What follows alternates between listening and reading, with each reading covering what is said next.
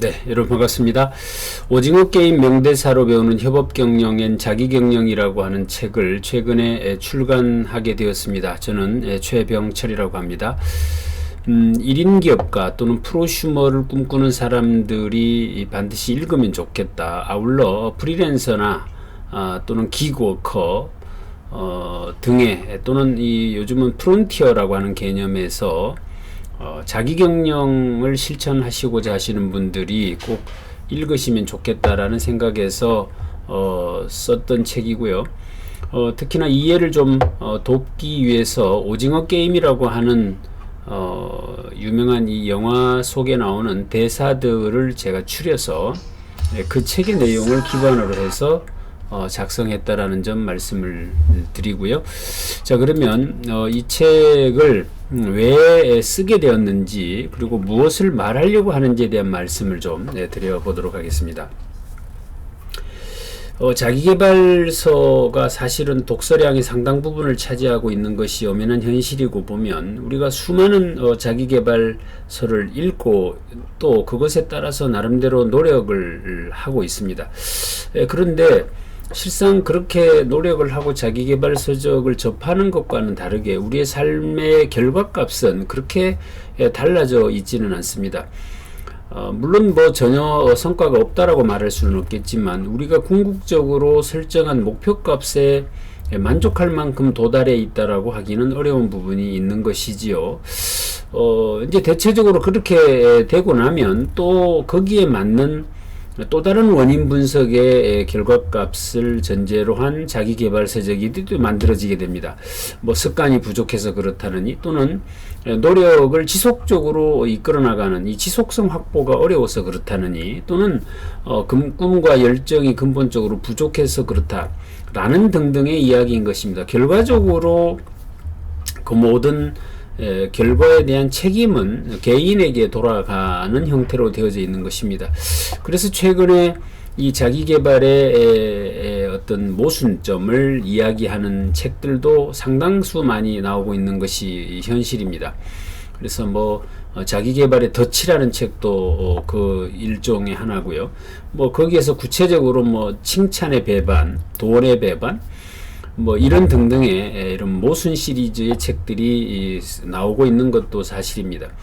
결국 이러한 부분에서의 근원적인 고민을 해보지 않는다면 끊임없이 자기계발 서적만 읽다가 우리의 삶이 끝날는지도 모르겠다라는 이런 생각까지 하게 되는데요. 저는 그 원인을 어디서 찾아보았느냐 하면 우리가 문의에 쏟는 것이다. 결국 비슷비슷한 단어들을 정확하게 구별해내지 못하면 그것이 그것인 줄 알고 행동하게 되어진다 라고 보는 것입니다.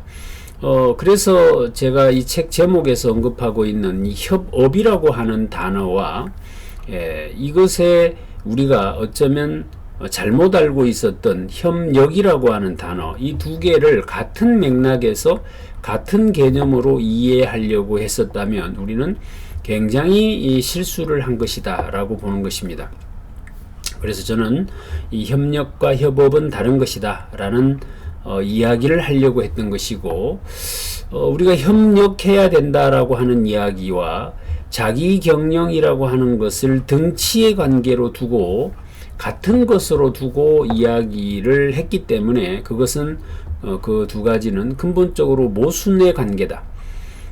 그런데 우리는 그것을 같은 것의 관계로 인지하는 것으로부터 시작이 잘못되었다라고 저는 생각을 하는 것입니다. 그래서 제가 부제로 자기경영 없는 협업 없고 협업경영 없는 자기경영 없다라고 하는 이야기를 하게 된 것입니다. 자, 그럼 이제 좀 더 구체적으로 해서 이 협업이라는 말과 협력이라는 말은 어떻게 다른 것인지에 대한 말씀을 좀 드려보려고 합니다. 우리가 협력해야 된다라고 할 때 그 협력이라고 하는 것은 당연히 무엇을 합친다, 같이 한다라고 하는 이야기는 의미는 똑같이 사용되어지지만 힘을 합친다, 즉 힘을 합치려면 어느 지점에서 어느 방향으로 힘을 합치느냐가 매우 중요한 것인데요. 그 어느 지점이라는 것과 어느 방향이라고 하는 것을 누군가가 결정해 주었다라는 것이 전제되어져 있다. 즉 협력이라는 것은 누군가의 의도에 따라서 거기에 있는 구성원들이 힘을 합치는 것, 이것을 협력이라고 볼 수 있겠습니다. 때문에 우리가 곧잘 자기계발에서 이런 팀워크가 중요하다 내지는 협력해야 한다, 같이 해야 한다, 협동해야 된다, 이런 이야기들을 굉장히 많이 들었던 것이죠.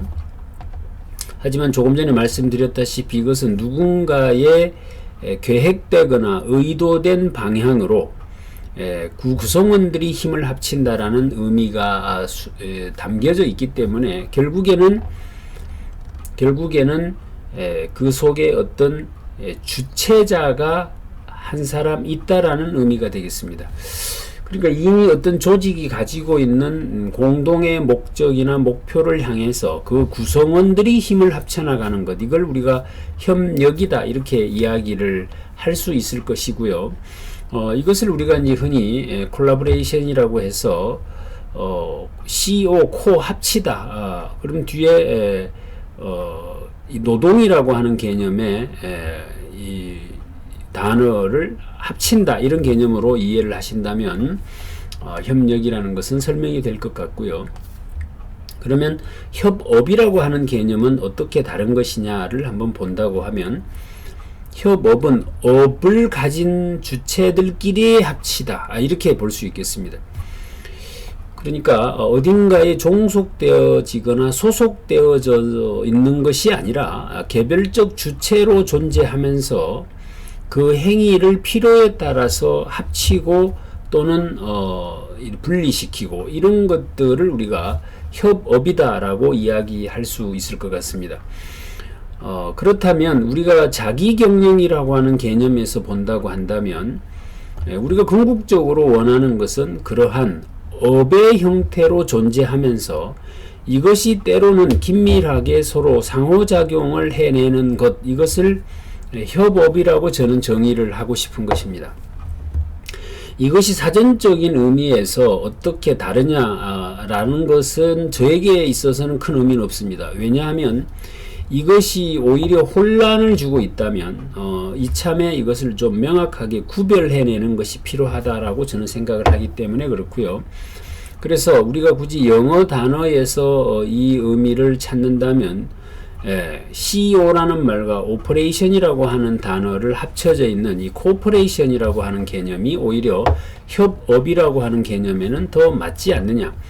어떤 이 동작이나 어떤 작동이라고 하는 것이 합쳐지는 형태 해서 저는 이 협력과 협업을 구별하고 싶은 것입니다.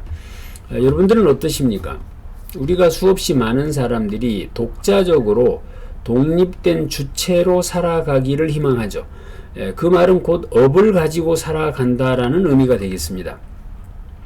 누군가에게 종속되어져서 어떤 행위를 하는 것이 아니라 자기 스스로의 어떤 독립된 이 역할을 가지고 있으면서 그것이 때로 이렇게 상호작용을 하는 형태, 이것을 우리가 꿈꾸고 있는 것이 자기경영이라고 한다면 협업경영은 곧 자기경영이다.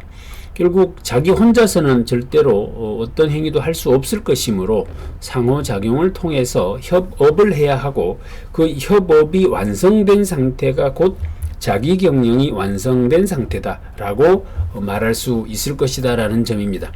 해서 우리가 자기경영을 꿈꾼다면 협업할 줄 알아야 된다.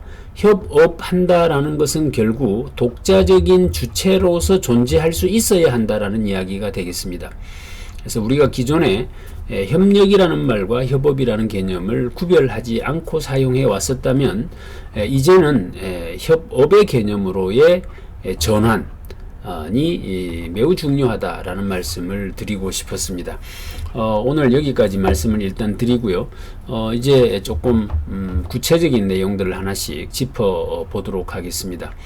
그래서 오늘 이 시간부터라도 누군가에게 소속되어져서 거기에 힘을 보태주는 행위, 이것이 아니라 스스로 설 수 있는 힘과 스스로 서서 그것을 또 다른 누군가와 상호작용해내는 능력, 이것이 협업 능력이고 협업 경영이다. 이렇게 설명을 해 드리도록 하겠습니다.